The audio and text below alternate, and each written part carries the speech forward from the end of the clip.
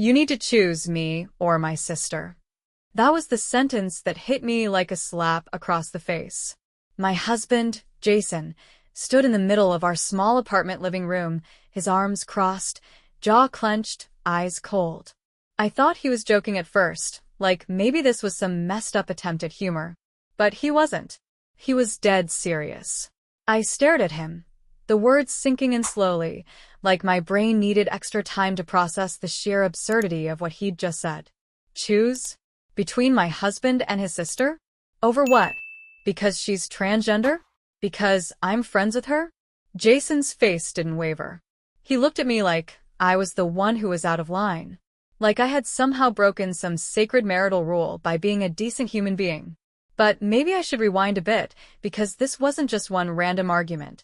This had been brewing for years, simmering under the surface until it finally boiled over that night.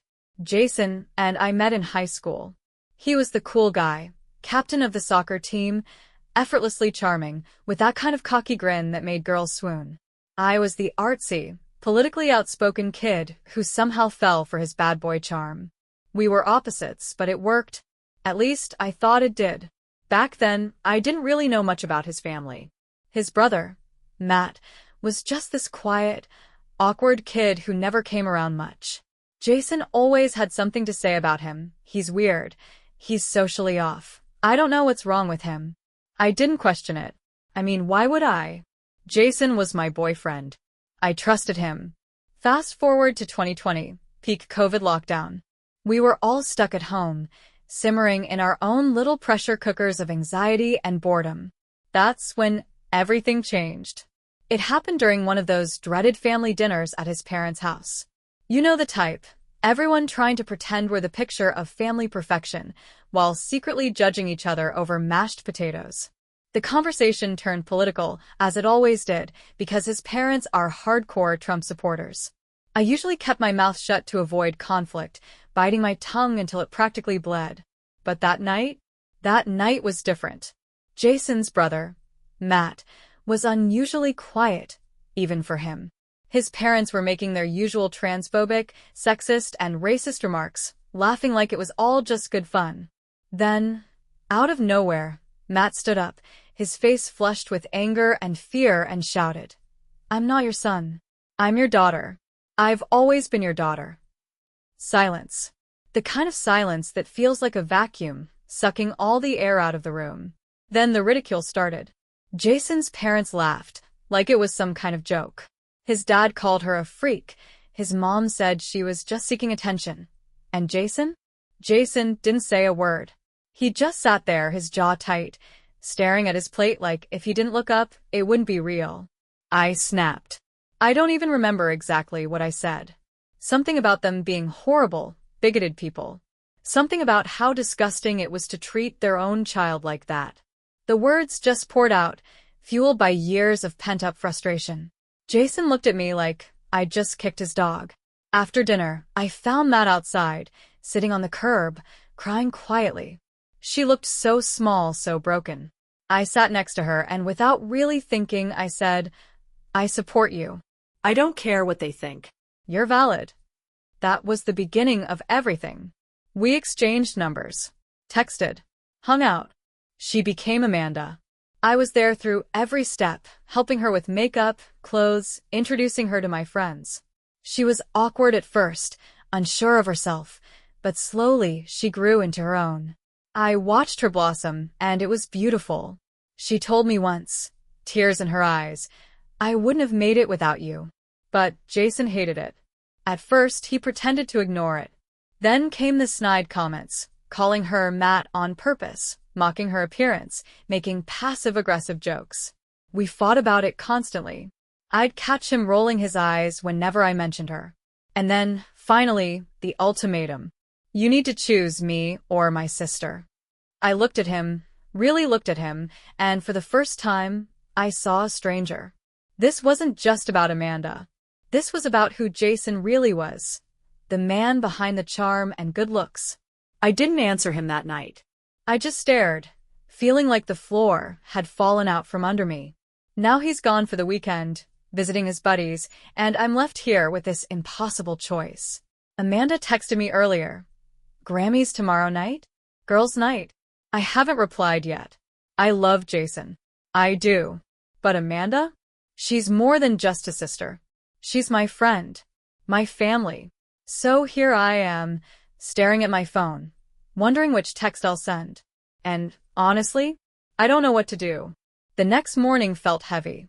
You'd think waking up without Jason in the apartment would feel like a break. No passive-aggressive comments, no tension thick enough to cut with a knife. But instead, the silence pressed down on me like a weighted blanket. I lay there for a while, staring at the ceiling, running through every argument we'd had in the past year. It was like replaying a playlist you didn't mean to hit repeat on same fights, different days. The worst part?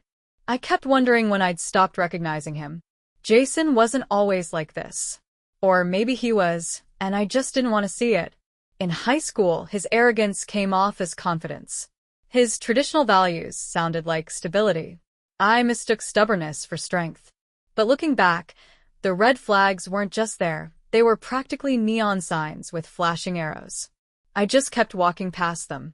I finally dragged myself out of bed, made some coffee, and sat at the kitchen table, staring at my phone. Amanda's text from the night before was still there, waiting. Grammys tomorrow night? Girls' night. I didn't know what to say. Every time I started typing, I'd delete it. How do you explain that your husband, the one person who's supposed to support you, is making you choose between him and the only person in his family who isn't a complete nightmare? I thought about Jason's words, echoing in my head. She's not my sister. She's just confused. She's a disgrace. You're encouraging this nonsense. But then I thought about Amanda. How her face lit up the first time she nailed her eyeliner. The way she'd laughed so hard she snorted when we had wine nights with my girlfriends. How she cried on my shoulder after her first date because the guy ghosted her, and it hurt more than she expected. She wasn't confused. She was Amanda. I picked up my phone and finally texted back. Of course. I'll bring snacks. The second I hit send, my heart raced, not with excitement, but guilt. Not because I felt guilty about Amanda, but because of Jason. I could already hear his voice in my head, accusing me of betrayal. But wasn't he the one betraying everything marriage is supposed to stand for? I pushed the thoughts aside and got on with my day, but the anxiety hung around like an unwanted guest. I cleaned the apartment just to stay busy, reorganized the bookshelf, even deep-cleaned the bathroom. Anything to distract myself from the war going on in my head. By the time evening rolled around, I was exhausted, emotionally and physically. Amanda showed up right on time, her usual bundle of nervous energy and excitement. She'd dyed her hair a soft lavender since I last saw her, and it suited her more than I expected. "Hey, you okay?" she asked as soon as she saw me. I forced a smile. "Yeah, just tired." She didn't push, and I was grateful. We settled in, snacks spread out on the coffee table, wine poured, the Grammys playing in the background. It should have felt like an escape, but I couldn't fully shake the tension. Halfway through the show, Amanda turned to me, her expression more serious than usual. "Did Jason say something again?" I hesitated, swirling my wine, watching the way the liquid clung to the glass. I didn't want to burden her with my problems. She had enough to deal with. But Amanda wasn't just some acquaintance. She was my friend, my family in a way Jason never really understood. He gave me an ultimatum, I finally admitted. Her face fell. "What do you mean?" I sighed, feeling the weight of the words before I even said them. "He wants me to stop seeing you. Or he's leaving." Amanda went quiet. She stared at the TV, but I could tell she wasn't really watching. After a long pause, she whispered, "I don't want to ruin your marriage." That hit me harder than I expected. She felt guilty? For existing? For being herself? For needing support? I reached over and grabbed her hand. "You're not ruining anything. This isn't your fault. It's his." Her eyes got glossy, and for a moment, I thought she might cry. But she didn't. She just squeezed my hand back and nodded. The rest of the night passed in a blur. We laughed, made snarky comments about celebrities, and tried to pretend everything was normal. But underneath it all was this undercurrent of fear. What was I going to do? When Amanda left, I sat on the couch alone, staring at the door. The apartment felt even emptier than it had that morning. I realized something in that quiet. I wasn't afraid of losing Jason. I was afraid of what it would mean if I kept him. Because if staying with him meant cutting Amanda out of my life, what kind of person would that make me? And was that really the life I wanted? I didn't have an answer. Not yet. But for the first time, I was starting to ask the right questions. The apartment was unnervingly quiet after Amanda left.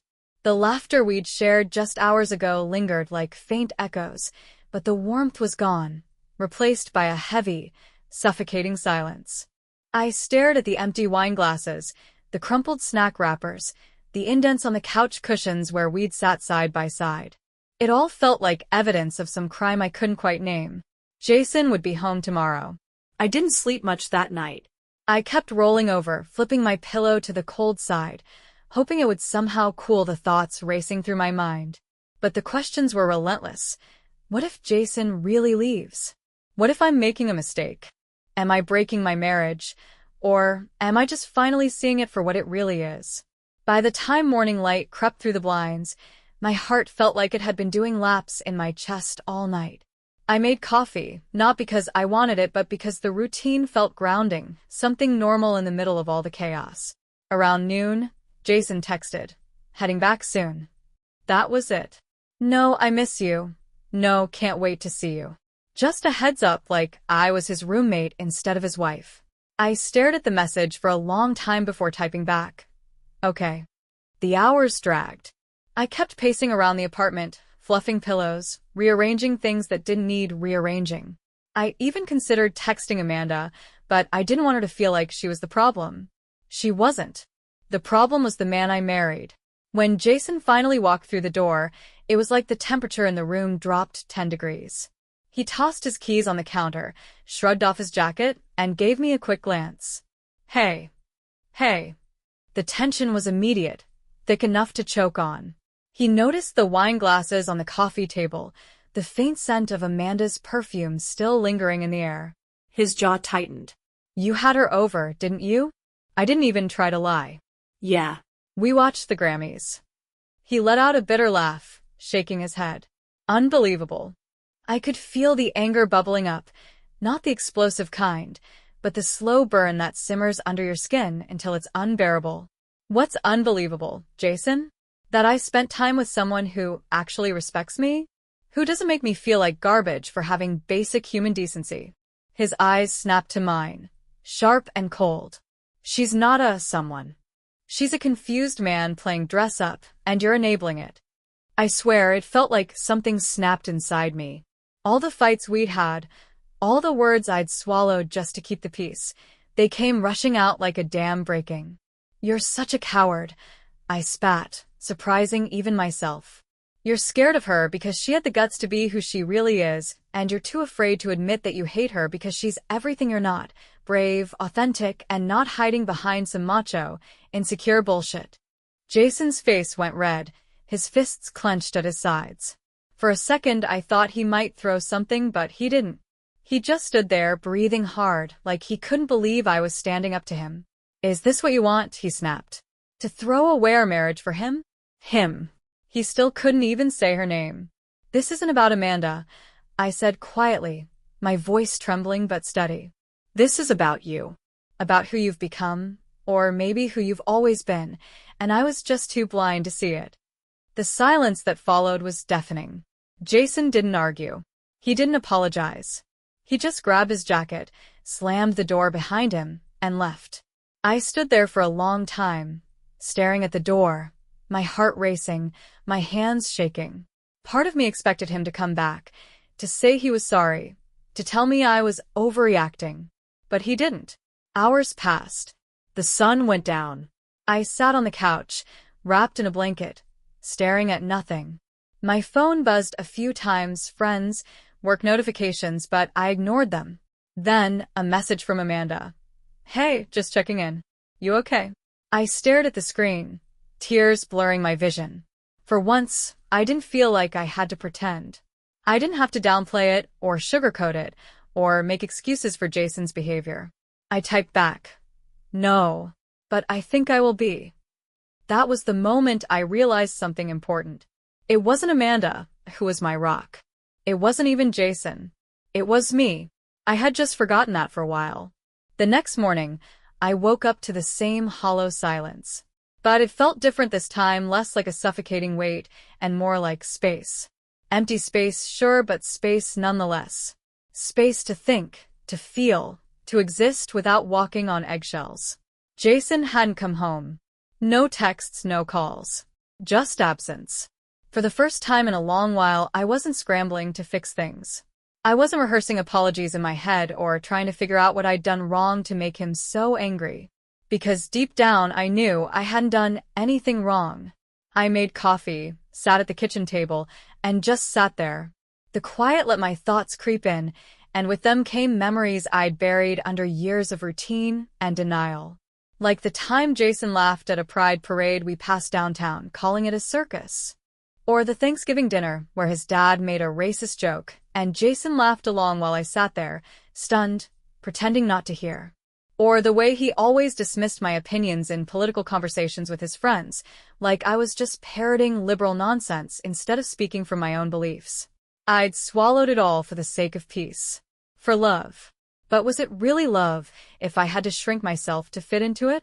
Around noon, Amanda texted again. "I'm around if you need to talk." I hesitated.